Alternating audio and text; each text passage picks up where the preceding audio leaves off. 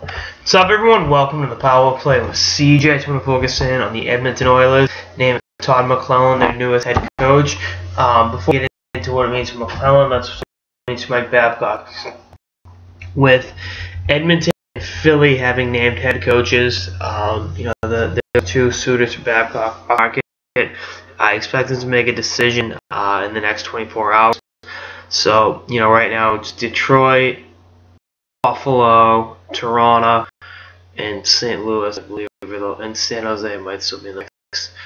And my thing the whole time has been, I see him going back to Detroit, but we'll see what this late domino falling means for Babcock, for the other teams involved. Now let's focus in on McLellan and Edmonton. McLellan's still only 46 years old, and San Jose Sharks he wore out his welcome in San Jose, and I think that happens to the best of us. I think he's a good coach. I think he's a good fit, and I think for him, Edmonton's a great opportunity. Obviously, as much as there's pressure to win, you're getting a kid like Connor McDavid. The team's going to improve, and you have the ability to build something special and really kind of create your own identity. Whereas opposed to San Jose, the nucleus by the time he got there in 2008, was kind of established in its prime, and he really didn't have that opportunity to,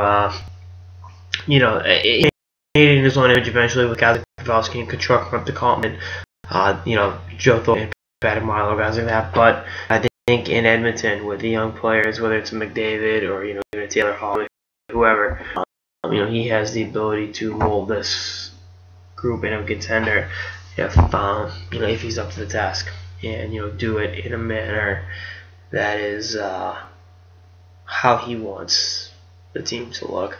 And again, as much as I think the Sharks took on his identity, if you will, later on in his tenure, this Ron Wilson was there at the beginning, for the Thornton and Marleau era. They showed him the door, and then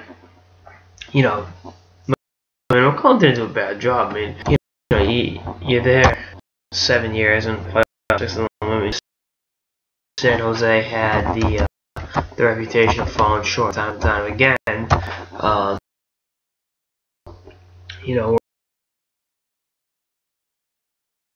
You can't